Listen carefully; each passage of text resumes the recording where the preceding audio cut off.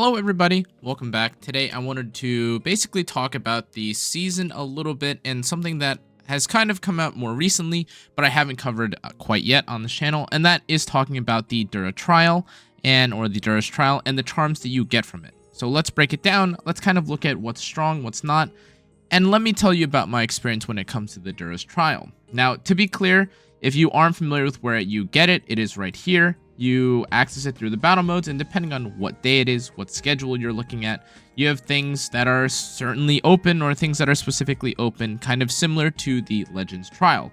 Now, when it comes to the rate up, or when it comes to what you gain access to, or the drops that you get, currently you're probably wondering what is strong and what is weak, and the short answer is mages are eaten good. Now let's break it down real quick if we take a look real quick at what each of the characters do, or what each of the Dura'S trial charms do. But the character that a lot of people, you guys probably have on your mind is, well, how does this affect ODIE? Because that's the GOAT, and I do have his skin. I don't know if you guys picked that up, but nice looking skin from ODIE. Very cool, very swag.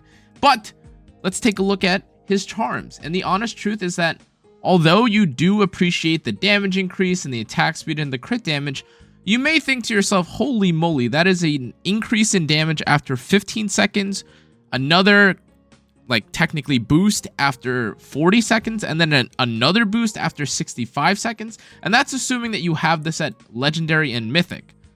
Now, I don't think I have to tell you guys, or I'm sure you guys could tell yourself, 65 seconds into a match is kind of a long time. And although there are other benefits to, of course, the charms, and just in general, it does feel like the charms are a bit underwhelming compared to what I had originally expected. Let's talk about the mages, because that's something that I just answered earlier. It's something that I just addressed earlier. So let's talk about with a character like Arden, right? How impactful is Arden's mage charm? Well, it's very significant. Just take a look at this, right? Even at the earlier levels, at Elite, you gain 120 energy after casting an ultimate, which is really nice because you get more cycling and you get more casts of your ultimate in general. But then you may be wondering to yourself, well, what is, and I kind of spoiled it. Sorry, I spoiled it. There you go. What does the legendary mythic do? Well, it also adds, again, an additional damage, or it adds damage to the ultimate, and it also adds an execution.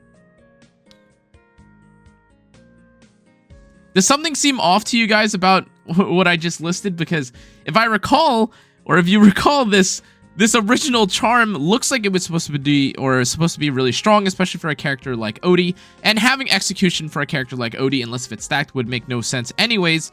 But you have a number of increases in damage, to be fair, but it's after a number of seconds, basically a minute has passed by, which is not very impactful compared to the mages. Now, that isn't to say that you wouldn't want the additional increases that you gain from the rangers and specifically ODIE, but just because of the way that characters like Cassidy have been panning out, and the way that, I mean, let's be honest, the way that people appreciate and use characters like Arden or Carolina, who I still can't use because mine is only legendary. But outside of that, you really appreciate the actual damage increase that you get and the more upfront value that you get from upgrading a character or upgrading the mage class right now, as opposed to anything else, especially damage related. Now, let's break it down real quick if we look at the supportive cast or the supportive charms as well, because that's what you're also probably looking at. And if you take a look at it, it's pretty decent. You increase the health of the weakest ally every 5 seconds. That's a full heal, by the way.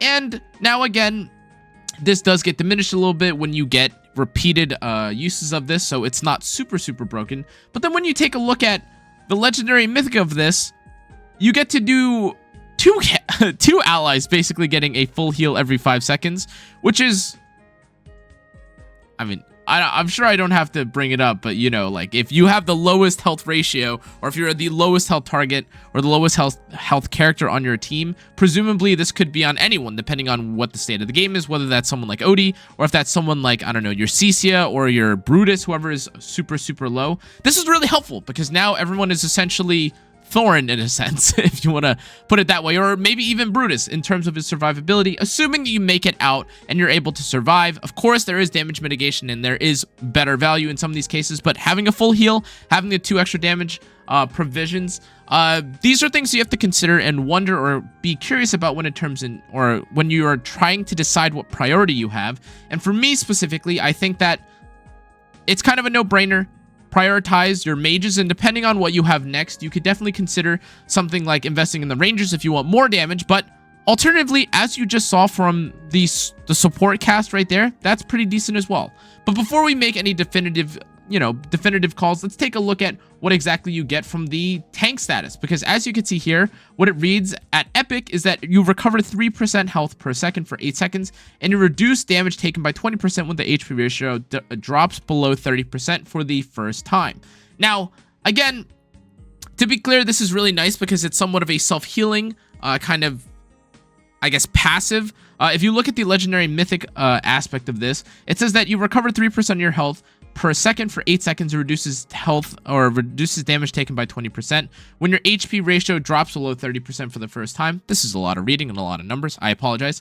But the gist of it is that you also you gain another source of healing after 15 seconds at a reduced rate.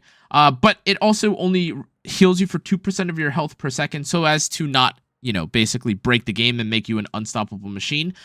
But you've kind of seen all the different variations or all the different potential options that you have here. And so what would I basically put as my priority list? Well, ultimately, if you have no rangers or no mages by some magic act of God, well, it's time for you to get back into the mines. Haha. But in general, I think that mages will definitely come first, and then it will probably come, I would say that a tie probably emerges between wanting to choose something like another ranger upgrade for your damage dealers, or maybe one of your supports.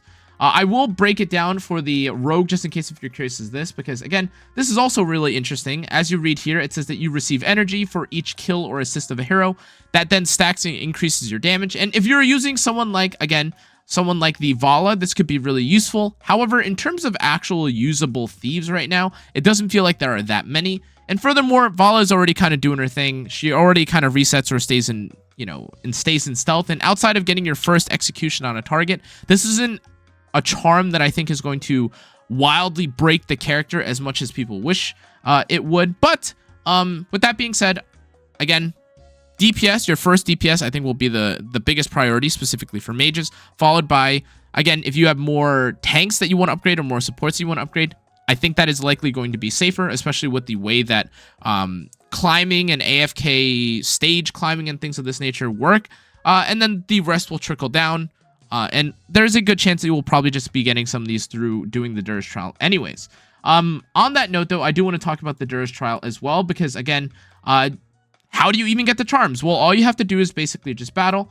And for me specifically, I will say, if you haven't already noticed it by fighting, although there are certain rate ups or certain boosts, this basically does nothing for you, because none of the trials, at least where I am currently and for what I can clear at the moment, is tough at all. And if you are someone that is more free to play or on the earlier side, I don't think you will be struggling at all, especially if you're running some combination of the early Maulers team composition or any of the meta climbing teams. Now, again, even for this is going to be like a stage that's later. This is a later stage where the levels are becoming more comparable. And even in this sense, as you see, without any real optimization, I didn't even really change anything. Everyone on their team looks like they're getting one shot. And I don't know if this is a process or if this is one of these things where I need to be pushing infinitely higher into my tower and things of this nature in order to start struggling. Maybe I'm going to struggle now. Who knows? Because it looks like there's... okay, maybe not, because... I don't know, I could have just taken an AoE unit. Anyways, point is that I'm not struggling here, and if you want to just clear out your Dura'S trials, you will find that it's not that difficult to do, and they give you a lot of decent bonuses. The charms that I mentioned earlier also give you stat bonuses, which I think is really interesting. But as you can see here, look at the different variations of rewards that I've gotten. I've gotten things for, again, literally every single class in the game, which is really nice. But I'm just pretty much going to sweep, run through everything, and GG's. There you go. I've got things for pretty much everyone. The whole process of the sweeping, I think, takes literally no effort whatsoever, and you get basically free stats that allow you to climb up through the content easier and quicker. And for me right now, look at that. Now I get a full set, not quite activating anything, but yeah. I don't know. This looks pretty good to me. I am pretty happy with the way that the Dura'S trial works. It is additional stats. I wish it was a little bit more impactful. I'd kind of wished that each character would have had a different change, but it is kind of unrealistic to give, you know, what, like 40 characters new passives and things of this nature. With that being said, that's your general guide to Dura'S Trials and the Charms. Again, Mage is really OP, especially because everyone's going to be using Arden and Carolina to climb through the content. And Elsa's also kind of showing herself to be quite useful as well. In any case, though, guys, that's going to be it for this video. Hope you guys enjoyed. If you did, make sure to like, comment, turn on the notification bell, and subscribe. Let me know what you're excited about when it comes to the season and the Dura'S Trials and what things you're using it on. Anyways, though, guys, that's going to be it for this video. Thanks again for watching. I'll see you all next time. Good night.